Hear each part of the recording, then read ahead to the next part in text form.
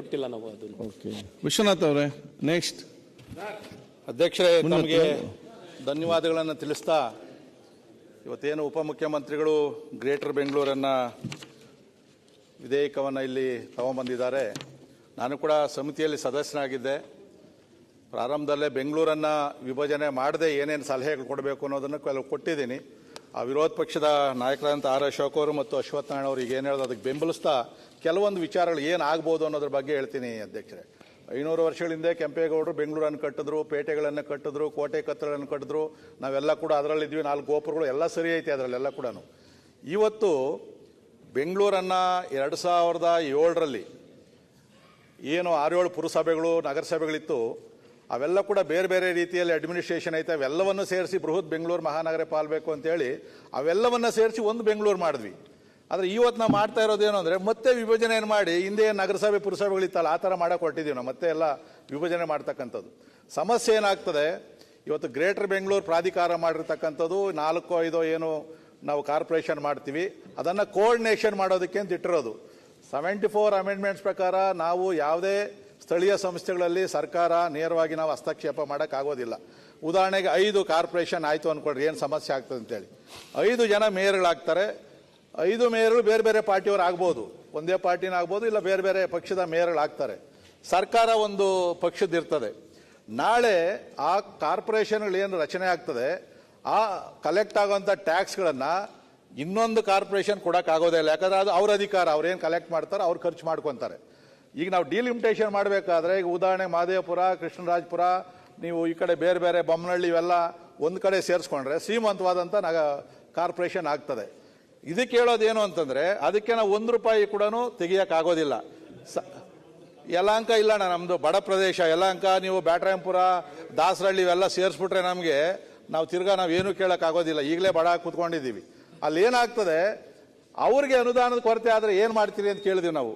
ಅವ್ರು ಹೇಳ್ತಾರೆ ರಾಜ್ಯ ಹಣಕಾಸಿನ ಫೈನಾನ್ಸ್ ಆಯೋಗ ಏನಿದೆ ಅದರ ಅಡಿಯಲ್ಲಿ ರಾಜ್ಯ ಸರ್ಕಾರಕ್ಕೆ ಅವ್ರು ಸೂಚನೆ ಏನು ಕೊಡ್ತಾರಂತೆ, ಎಲ್ಲಿ ದುಡ್ಡು ಕಡಿಮೆ ಇದೆಯೋ ನೀವು ಸರ್ಕಾರದಿಂದ ಅವ್ರು ದುಡ್ಡು ಕೊಡ್ರಿ ಅಂತೇಳಿ. ಇವತ್ತು ನಾವು BJP MLAಗಳಿದ್ದೀವಿ, JDS MLAಗಳಿದ್ದೀವಿ, ನಮಗೇನೆ ಅನುದಾನದ ತಾರತಮ್ಯ ನಡೀತಾ ಐತೆ. ಕೆಲವರು ಜಾಸ್ತಿ ಅದು ನಾವಿದ್ದಾಗೂ ಮಾಡಿದ್ದೀವಿ, ತಾವಿದ್ದಾಗೂ ಮಾಡಿದ್ದೀರಿ ಅದನ್ನು. ಇವತ್ತು ನಮಗೆ ₹10 ಕೋಟಿ ಮೊನ್ನೆ ಬೆಂಗಳೂರು ಅಭಿವೃದ್ಧಿ ಕೊಟ್ಟಿದ್ದೀರಿ. ನಾಳೆ ಯಾವುದನ್ನ ಕಾರ್ಪೊರೇಷನ್ಗೆ ಸಂಬಳ ಕೊಡೋಕ್ಕಾಗದೇ ಇರೋಂಥ ಪರಿಸ್ಥಿತಿ ಅಂತ ಐತೆ, ಅದರಲ್ಲೇ ಐತೆ. ಬರದೇ ಇರೋ ಪರಿಸ್ಥಿತಿಯಲ್ಲಿ ಹಣಕಾಸು ಆಯೋಗದಿಂದ ರೆಕಮೆಂಡ್ ಮಾಡ್ಬೋದು, ಅಷ್ಟೇ ನೀವು ರೆಕಮೆಂಡ್ ಮಾಡ್ಬೋದು. ಅಲ್ಲೈತೆ ನೋಡಿ ಅದರದ್ದು 174 ಅನುಚ್ಛೇದದ ಪ್ರಕಾರ ಸರ್ಕಾರಕ್ಕೆ ಸೂಚನೆಯನ್ನು ಕೊಡಬಹುದು ಅಂತೇಳಿ. ನಾಳೆ ಸರ್ಕಾರ ಬಡ್ಜೆಟಲ್ಲಿ ದುಡ್ಡನ್ನು ತೆಗೆದಿಡಬೇಕಾಗ್ತದೆ. ಯಾವ ಕಾರ್ಪೊರೇಷನ್ಗೆ ದುಡ್ಡು ಕಡಿಮೆ ಇರ್ತದೋ ಅವರು ಸರ್ಕಾರದಿಂದ ಕೊಡಬೇಕು. ನಾಳೆ ಸರ್ಕಾರ ಕೊಡೋಲ್ಲ. ಈಗ BJP ಮೇಯರ್ ಇರ್ತಾರೆ ಯಲಹಂಕದ ಕಡೆ ಅಂತ ಅನ್ಕೊಳ್ರಿ, ಸರ್ಕಾರ ಕೊಡೋದಿಲ್ಲ, ಬೇಕಾದಾಗೆ ಕೊಡೋದಿಲ್ಲ, ಡೆವಲಪ್ಮೆಂಟ್ ಶೂನ್ಯ ಆಗಲಿ ಅಂತೇಳಿ. ಯಾರನ್ನೋ ಕೇಳೋದು ನಾವು, ಅದಾಗಲ್ಲ ಅನ್ನೋದು ಏನು ಗ್ಯಾರಂಟಿ ಐತೆ? ಈಗಲೇ ನೋಡ್ತಾ ಇದ್ದೀವಲ್ಲ ನಾವು. ಒಂದು ಎರಡನೇದು, ಇವಾಗ ನಾವು ಭಾವನಾತ್ಮಕವಾಗಿ ಬೆಂಗಳೂರು ಒಂದು ಅಂತ ರಾಜಧಾನಿ ಅಂತೇಳಿ ನಾವು ಫಿಕ್ಸ್ ಆಗಿಬಿಟ್ಟಿದ್ದೀವಿ.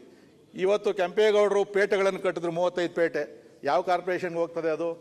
ವಿಧಾನಸೌಧ ಯಾವುದೋ ಇನ್ನೊಂದು ಕಾರ್ಪೊರೇಷನ್ಗೆ ಹೋಗ್ತದೆ.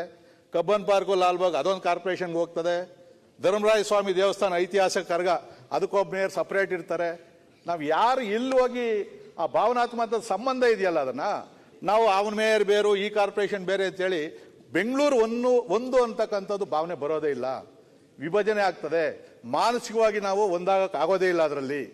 ಇದು ಸಮಸ್ಯೆ ಐತೆ. ಈಗ ಹೇಳಿದ್ರು ಇಷ್ಟು ದೊಡ್ಡ ಕಾರ್ಪೊರೇಷನ್ನ ನಡೆಸೋದು ಭಾಳ ಕಷ್ಟ ಅಂತ. 4 ವರ್ಷದಿಂದ ಒಬ್ಬ ಕಮಿಷನರ್ ನಡೆಸ್ತಾ ಇಲ್ವಾ ಬೆಂಗಳೂರಲ್ಲಿ? ಮೇಯರ್ ಇಲ್ಲ, ಕಾರ್ಪೊರೇಟರ್ ಇಲ್ಲ, ನಾವು MLAಗಳು ಯಾರು ಅಲ್ಲಿ ಕರೆಯೋದು ಇಲ್ಲ, ಮೀಟಿಂಗ್ ಕರೆಯೋದು ಇಲ್ಲ, ಕಾರ್ಪೊರೇಷನ್ ನಡ್ಸ್ಕೊಂಡು ಹೋಗ್ತಾ ಇಲ್ವಾ? ಸಮರ್ಥವಾಗಿ ನಡೆಸ್ತಾವ್ರಲ್ಲ. ಒಬ್ಬ ಕಮಿಷನರು ಇಷ್ಟು ದೊಡ್ಡ ಬೆಂಗಳೂರನ್ನು ನಡೆಸ್ತಾರೆ ಅಂತಂದ್ರೆ ನೀವು ಅದನ್ನ ಚೆನ್ನಾಗಿ ನಡೆಸ್ತಾವ್ರಲ್ಲ, ಏನ್ ಸಮಸ್ಯೆ ಇಲ್ವಲ್ಲ? ಯಾರು ಇಲ್ದಾಗೆ ನಡೆಸ್ತಾವ್ರೆ ಅಲ್ಲ, ಯಾರು ಇಲ್ದಾಗೆ ನಡೆಸ್ತಾ ಇದ್ದೀರಿ ಅಂತಂದ್ರೆ ಇಡೀ ಸರ್ಕಾರ, ನಮ್ದು ಮೇಯರು, ಕಾರ್ಪೊರೇಟರ್ ಎಲ್ಲ ಇಡೀ ಬೆಂಗಳೂರಿಗೆ ಬಂದ್ರೆ ಇನ್ನೂ ಚೆನ್ನಾಗಿ ಸಮರ್ಥವಾಗಿ ನಡೆಸ್ತೀವಲ್ಲ. ಸಮಸ್ಯೆ ಏನೈತೆ?